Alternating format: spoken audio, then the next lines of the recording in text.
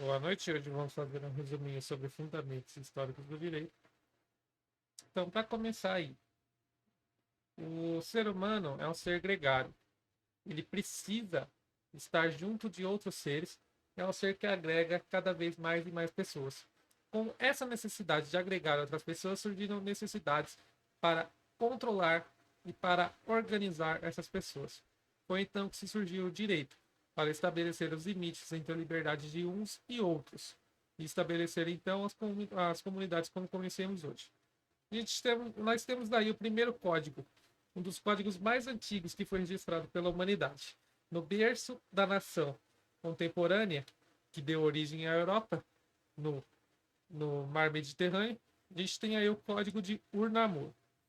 O código é composto por um prólogo e cerca de 40 leis, organizadas em formato casuístico, então, abordando principalmente crimes e punições, diferentemente do Código de Hammurabi, que adota a lei de Talião, que no caso olho por olho e dente por dente. Então, ela aborda diretamente o crime e a punição dele. O Código de Ur-Namur privilegia penas pecuniárias, ou seja, multas em prata como forma de reparação dos danos.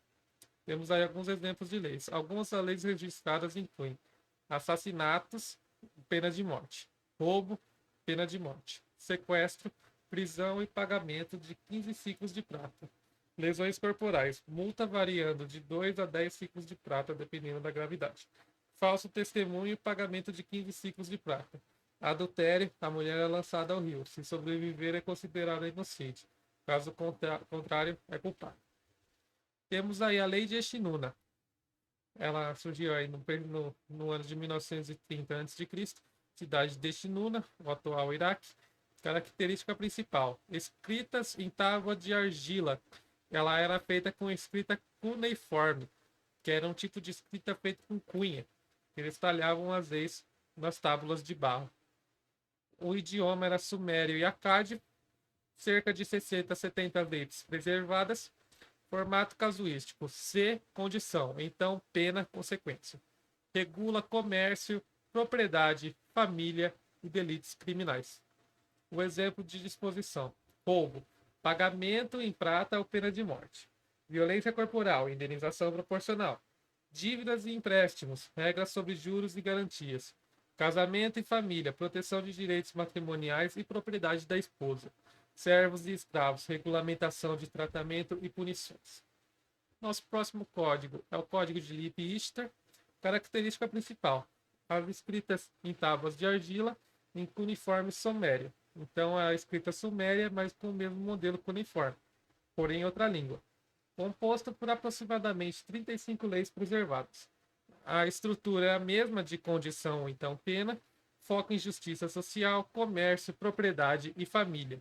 Então a gente tem aí, por exemplo, roubo, pagamento em prata e restituição da mercadoria; violência corporal, indenização proporcional ao dano; casamento e família, proteção aos direitos das esposas e filhos; servos e escrava, servos e escravos. Então, o Lipschitzer é o primeiro código que busca regularizar a situação dos escravos, que antigamente os escravos também eram bem tratados, né? Não como a escravidão depois que aconteceu, a posterior, né? Na questão dos negros, mas naquela época era tratada de outra forma a escravidão. E contratos comerciais, regras sobre empréstimos, juros e garantias. A importância histórica, então, é que é um intermediário entre Ur-Nammu e Hammurabi, ajudando a consolidar a tradição judaica jurídica mesopotâmica. Destaca a preocupação com a compensação econômica e justiça social. Mostra a evolução do direito escrito e a tentativa de padronizar normas e cidades. Código de Hammurabi.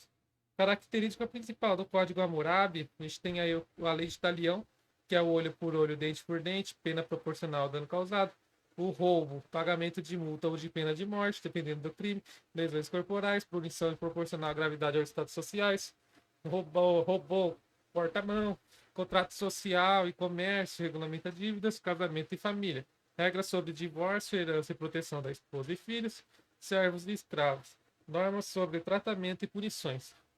A característica principal dele é que ele também é escrito em argila em cuneiforme acádio, composto por aproximadamente 282 leis, e abrange direito civil, penal, familiar e comercial.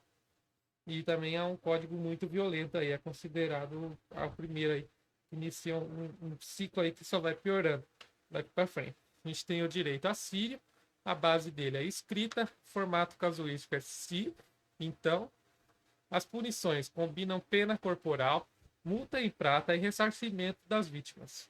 Sociedade hierárquica. Penas variam de acordo com a classe social. Então, se ele é nobre, livre ou escravo, é uma consideração para se a pena vai ser mais pesada ou se vai ser mais leve. Influência. Reflete tradições jurídicas sumérias e babilônicas, mas com maior rigor punitivo. A gente tem um exemplo aí: roubo, geralmente pagamento em prata ou pena corporal, se cometido contra o nobre, punição mais severa. Violência corporal, compensação financeira proporcional ao status social da vítima. Casamento e família, proteção do cônjuge e filhos, punição para adultério e abandono. Servos e escravos, normas sobre tratamento e punições, incluindo morte em casos graves. Contratos de comércio, regulamentação de dívidas, empréstimos e comércio de mercadorias. Direito Rita, a gente conhece como a legalização do direito, a legalização do terror, né, no caso. A base da escrita, então, códigos legais preservados em tábuas de argila, é considerada aí por ter as penas combinavam, então, pena corporal, multa em prata e ressarcimento das vítimas. Sociedade hierárquica variam de acordo com classe social, nobre, essas coisas aí também. Roubo, geralmente pagamento em prata, se cometido por nobre. É,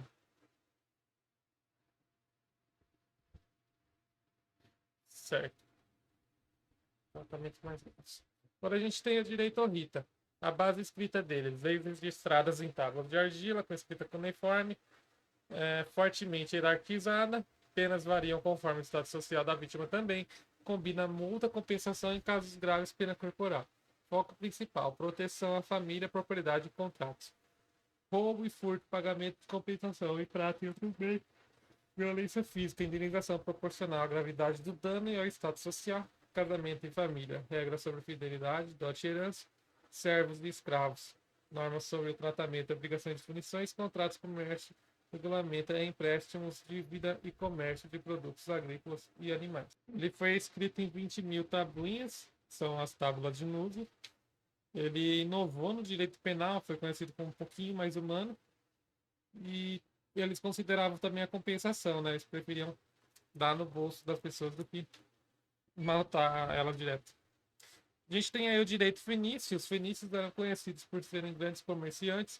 Eles foram a primeira sociedade que conseguiu formas de capitalização, crédito. Eles eram muito bons comerciantes. Eles tinham várias cidades ali, vários povoados que eles dominavam e eles tratavam muito dessas questões de propriedade, de contratos, de vendas. Então, registros escassos, mas utilizados principalmente em contratos comerciais, registros de comércio marítimo.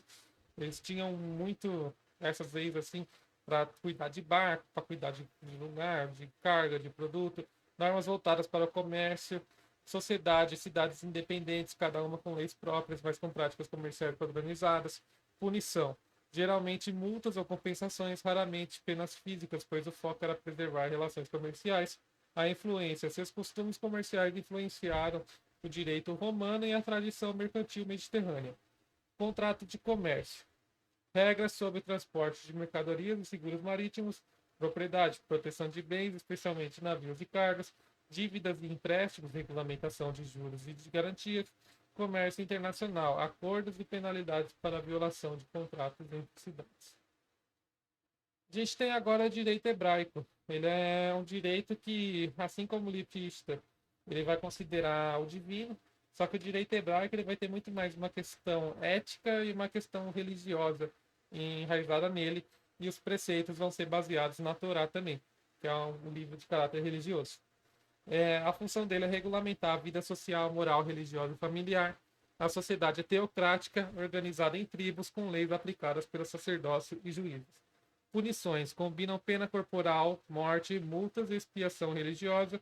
Princípios centrais: justiça, equidade, proteção dos pobres, viúvas, órfãos e estrangeiros. Por exemplo, a gente tem aí assassinato, pena de morte, lei de taliones, né? Olho por olho. Roubo, restituição em valor múltiplo ao da coisa roubada. Casamento e família. Normas sobre a herança, fidelidade, direitos de esposa e filhos. Propriedade, proteção de terras e animais. Regras de uso da terra, como o ano sabático. Cuidado com os pobres, estrangeiros, viúvas e órfãos. Proibição de exploração. Então, ele vai considerar mais esses fatores aí sociais, família, de manter a sociedade, de guardar os fragilizados e também de proporcionar isso daí, por exemplo, ter um dia certo para a pessoa vir rezar para fazer a manutenção do Estado. A gente tem o direito hindu, ele é baseado em textos religiosos, os dharmasatras e os mitos, foco regulamentar vida social, moral religiosa e familiar. A sociedade era hierarquizada segundo o sistema de castas, os varnas, os jatis e quem pode ou não trabalhar, quem tem os direitos. A punição combina a multa, punição corporal, ostracismo e penitências religiosas. Então, a gente tem aí ó, a regra sobre casamento e família. A gente vai ter regras sobre divórcio, herança e caças. A propriedade regulamenta a posse de terra, doações e contratos. Crimes seria o homicídio, roubo e injúrias, com penas proporcionais à gravidade ao estado social. Conduta moral. Normas de conduta religiosa e social com respeito aos mais velhos e deveres comunitários. Justiça e reparação. Compensação financeira ou penitência religiosa para a coisa que foi roubada. Direito chinês. A gente tem aí a base, direitos legais e códigos imperiais, inicialmente transmitidos oralmente, depois registrados em tábuas e bambus. Foco: manutenção da ordem social, moral e política, preservação da autoridade do Estado.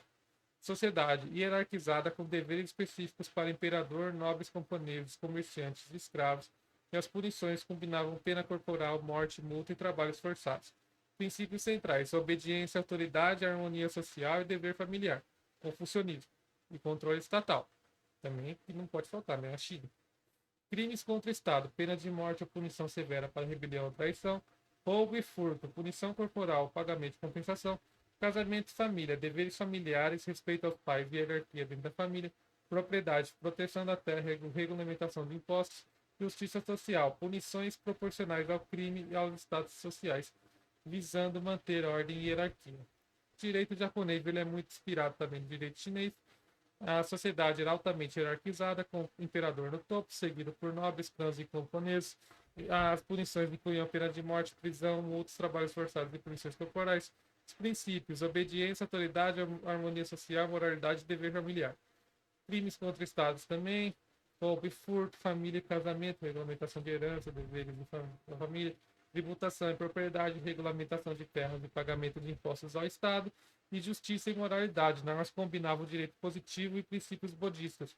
Então, o direito positivo é tudo que você quer tátil, né?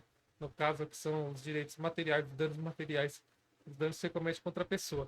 Que é tudo que você vê de verdade, que é positivo no mundo. Característica do direito grego: base escrita e costumeira, combinação de leis escritas e costumes tradicionais. O foco é a manutenção da ordem política, social e econômica. Sociedade organizada em cidades, com distinção entre cidadãos livres, metecos e escravos. Os metecos seriam os estrangeiros. Punições incluíam multa, perda de direitos civis, ostracismo, prisão, pena de morte, justiça, participação cívica e proteção da propriedade e moralidade pública eram os princípios centrais. O ostracismo era o ato de afastar as pessoas. Por exemplo, na Grécia, o desterro político que não importava ignomia, desonra nem classificação de bens que se condenava por período de 10 anos. Então a pessoa ela era excluída, ela era expulsa da sociedade. Em Atenas, a gente tem a legislação de Drácula e Solon, que em Drácula a gente teve pena de morte para muitos crimes, incluindo pequenos delitos, e Solon introduziu reformas sociais, limitou a pena de morte, regulou dívidas e escravidão por dívidas. Esparta, as normas eram mais rígidas e eram sobre disciplina militar, educação, propriedade coletiva e hierarquia social. E, então tinha um forte militarismo e ela era governada por dois reis também, Esparta, diferentemente de Atenas. Família e propriedade, regulamentação de herança, casamento e tutela de filhos, justiça civil e criminal, tribunais populares de casteria, de castéria e participação direta dos cidadãos na decisão. Agora a gente tem o direito romano aí, que foi um dos mais importantes. A base escrita e costumeira.